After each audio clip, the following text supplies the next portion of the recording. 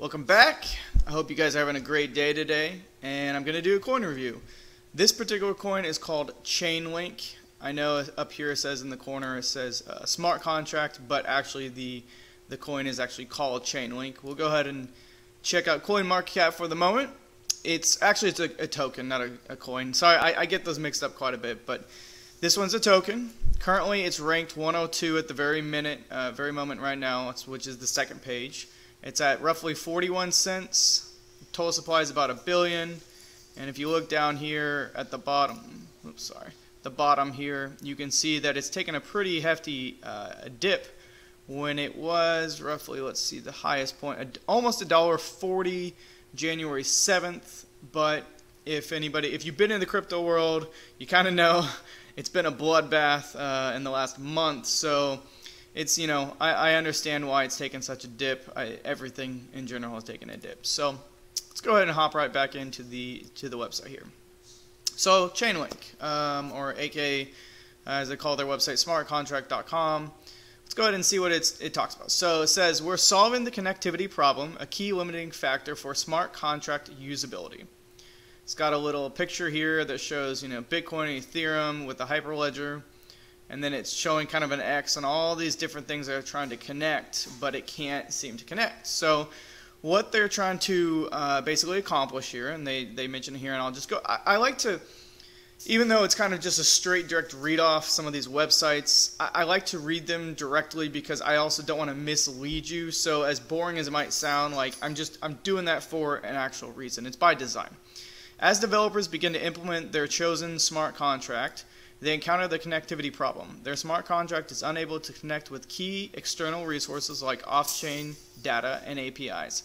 The lack of external connectivity is due to the method by which consensus is reached around a blockchain's transaction data and will therefore be a problem for every smart contract network. So going back to the last coin that I reviewed, which I did a terrible job in my opinion, which was ARK.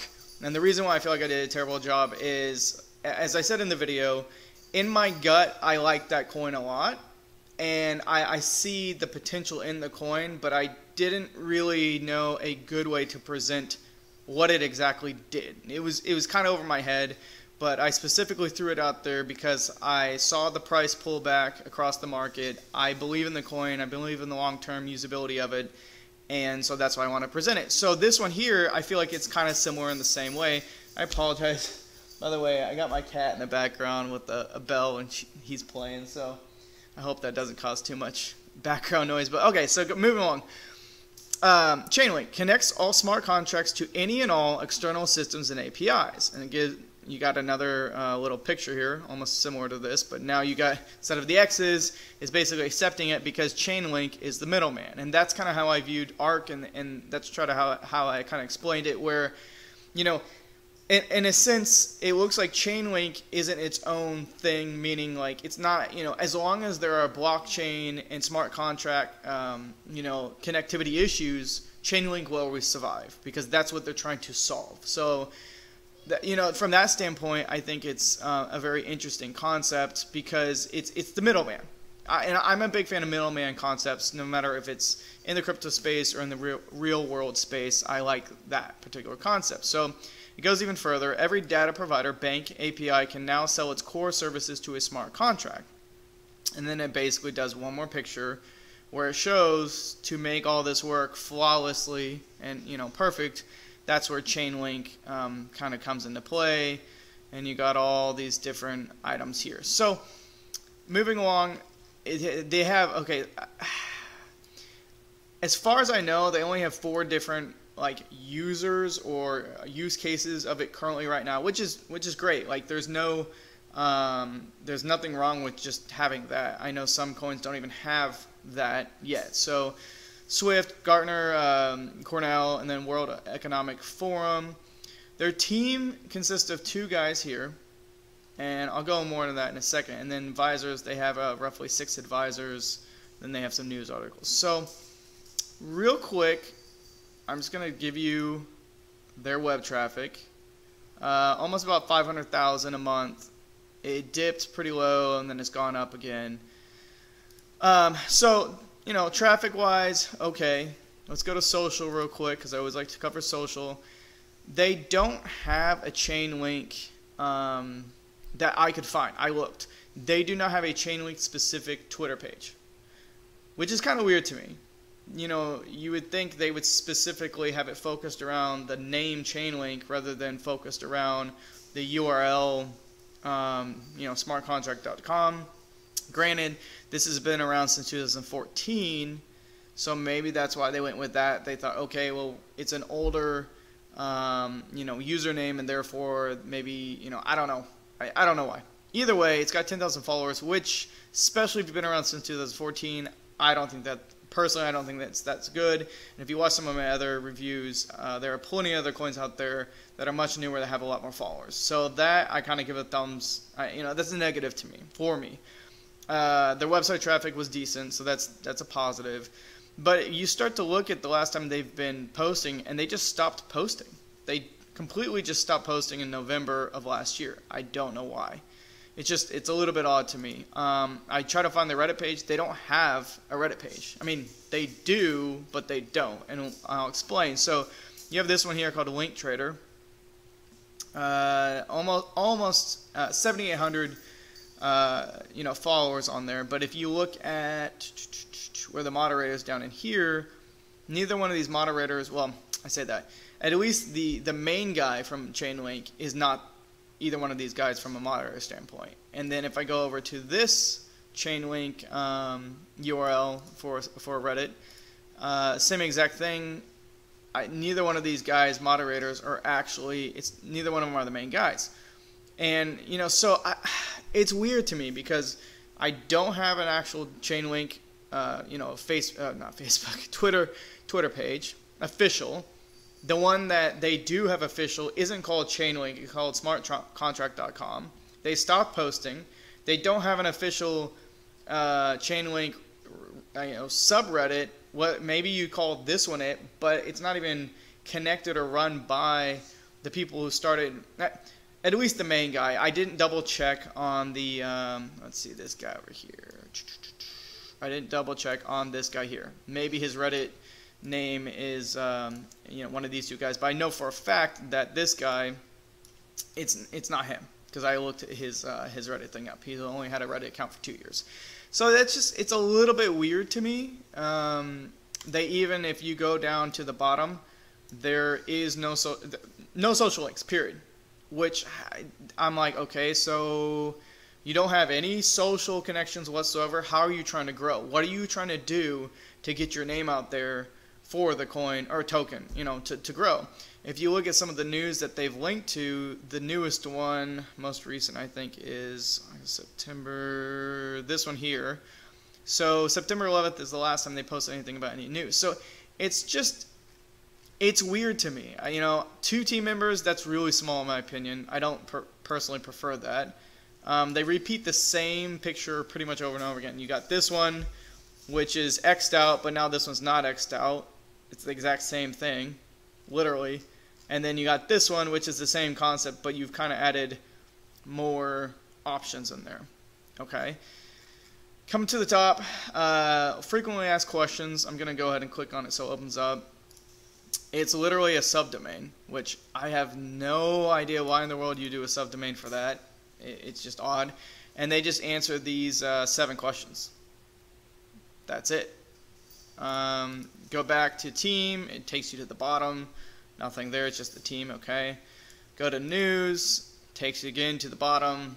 That's it. So it's really, really odd to me. They do have the white paper right here. I don't know why they don't just shove it at the top and make it really simple. You can join their Chainlink network, which I guess to set everything up, but that would be another business trying to set something up. Again, now they have a totally different URL, which is just, again, weird. I don't get why they're just doing all these weird mix and matchings. If you go to their white paper over here, it's 38 pages worth, and honestly, it's really oddly written, in my opinion. They use the word "we" like constantly in the paper. It's almost odd. to the point where I actually searched for how many times the word "we" was used, and it didn't come out properly because it says 181.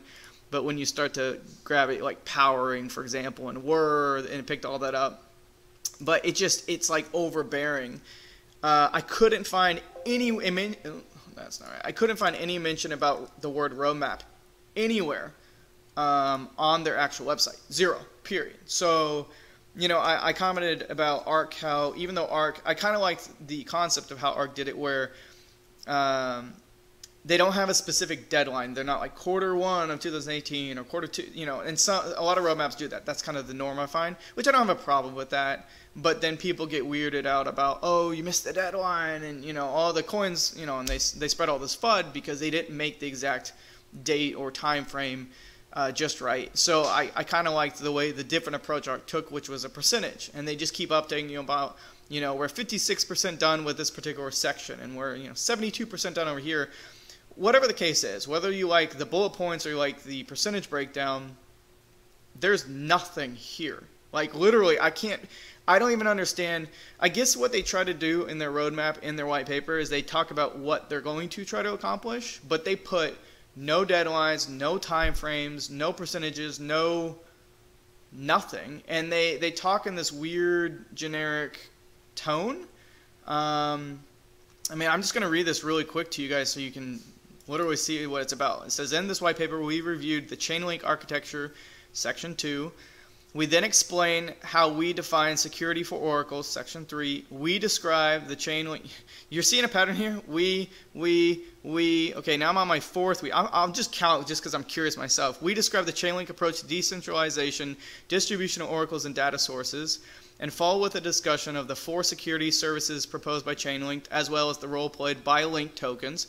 We then describe a proposed long-term development strategy, which includes better confidentiality protections, the use of trusted hardware, infrastructure changes, and the general Oracle programmability, section 6. We briefly review alternative Oracle designs, section 7, and conclude with a short description of the design principles and philosophy guiding Chainlink development. So that's their white paper roadmap. And they said the word "we" 6 times in it, in just that one like little tiny section, and this whole entire thing is 38 pages worth. I don't know. It just, I'm not really trying to like slam it too much. Like, I like the concept, because I always feel like when you have a middleman concept, and when you have something as big as smart contracts obviously with Ethereum and some of these other ones, it's a huge ordeal that I don't think is going to go away anytime soon. So if there is a problem with the smart contracts connecting with these external systems and APIs, then heck yeah, like, sign me up. Where do I buy this thing? But there's just too many weird odds and ends. Like, I just, honestly, guys, like, I don't get it, and I would love to hear feedback from somebody who definitely is like a Chainlink fanboy. And I don't mean that in a negative way. I don't mean like, oh, it's fanboy, and no, I'm legitimately trying to figure out why I should invest more into Link. I have an extremely small bag of Link that I bought, I don't know, a while back, and I'm sure I've lost money on it now just because of the dip. But, just to kind of redo a summary, they have no social media whatsoever to speak of. The one that they do have isn't called Chainlink, and it's pretty much dead now. They have 2 different Reddit pages, but neither one of them are tied to the actual owners of this particular thing that I can tell. Their roadmap is pretty much non-existent. There's too many just weird things about it, and I want to like it. I really do want to like it. I just can't seem to get myself, whatever. On the positive side, because I don't want to be too negative about too many things, but so this guy here, the main guy, the CEO, as far as I know, I think in February he's going to talk at a blockchain conference, and I think it's in Austin or Dallas. And don't totally quote me on that. I started looking for different conferences on cryptocurrency, and I swore I saw this guy on listed as one of the speakers. So if he's getting out there and talking about it, that's good. I like to see, especially the top people putting their face out there, getting out there in the real world, like Vitalik, where he's out there. He's a real person trying to do something real, rather than people throwing money at this guy, whoever it is, and he just disappears. You know, and then on top of that too, like, and some of the other things, like, why do you have a subdomain for the frequently asked questions? Why do you have a totally different domain for people to sign up and stuff? It's just hodgepodge in my opinion. It's just all kind of cluttered together. And again, I just don't like that. For me personally, if I'm trying to throw money at something, again, not a financial investor, advisor. So I don't know. It's just there's a lot of weird things. A funny thing, and then I'll be done with this. So this is a rumor that's been going on for months. In fact, I got into a little tiff with the guy on Twitter months ago about this, but and I looked it up, and according to what I found, it looks actually legit. But smartcontract.com was actually like this guy says. I mean, this has been going on for months as a rumor. 6 days before Satoshi published his first Bitcoin article, smartcontract.com was purchased, and I can't put my cursor over because it's going to put that little thing up there. But if you look there in the middle of the screen, it says registration date 10/25/2008, and that's the CEO apparently who it was. He apparently acquired the URL. So people are trying to say, oh, is he Satoshi? He came out before, you know, the Bitcoin thing came out, whatever. Bottom line is, I don't personally think it's him. Whatever, you can do your thing. I just thought it was kind of funny little tidbit. But yeah, so, I mean, in reality, and I'm done with this review, I really, really want somebody to leave a comment, let me know why I shouldn't be as negative on this coin as I am right now. I was actually going to invest more tonight, and then I was like, yeah, let me just do a review on it because I'm going to buy some more. And then I did the review, I was like, I feel different about it now. And I don't want to feel that way. I don't like having any negative coin reviews, though I think they're necessary. But I like the concept for sure, but I don't know if they can pull it off, or pull it off at all, or pull it off fast enough, in my opinion.